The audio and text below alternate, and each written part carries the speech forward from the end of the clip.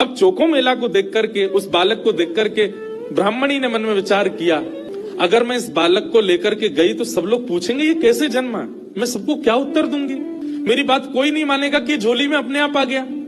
और इस भय से कि संसार के लोग क्या कहेंगे, उन्होंने उस बालक को एक सुरक्षित सा वृक्ष था उसके नीचे छोड़ दिया, उसको स्वीकार नहीं किया। तभी कुछ चर्मकार वहां से निकल रहे थे, उनमें से एक की दृष्टि पड़ी और उस रोते हुए बालक को देख करके उन्होंने उसको स्वीकार किया और भगवत प्रसाद मान करके एक चर्मकार परिवार ने चोखो मेला जी का पालन पोषण किया। धीरे धीरे वो बड़े हुए। अब क्योंकि उनके माता पिता चर्मकार परिवार के हैं, इसलिए कई जगह उनको मंदिर में जाने से रोक दिया जाता। पर ठाकुर जी तो किसी की जात पात नहीं देखते ना, ठाकुर जी तो सबसे प्रेम करते हैं। चोखो मेला जी अपने पिता के साथ में खेती बाड़ी करते थे।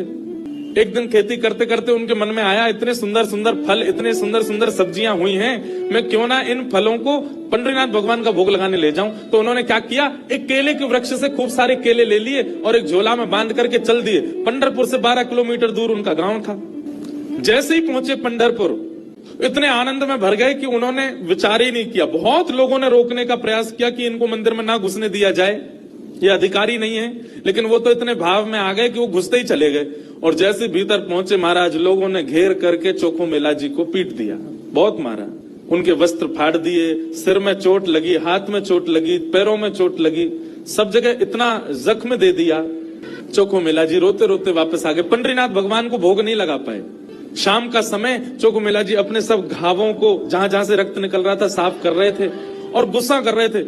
बोले अब नहीं आऊंगा आपके पास, इतने सारे अपने आगे जो है धर्मशास्त्र के मर्मज्ञ लगा दिए हैं, वे सब जात पात देख करके दर्शन कराते हैं, खड़े रहो, बने रहो महाराज अपने रूप में, हम तो नहीं आएंगे आपका। अरे कुछ करने थोड़ी आया था, कुछ मांगने थोड़ी आया था, अपने खेत के बढ़िया फल लेकर के आपका भोग लगाने आया था।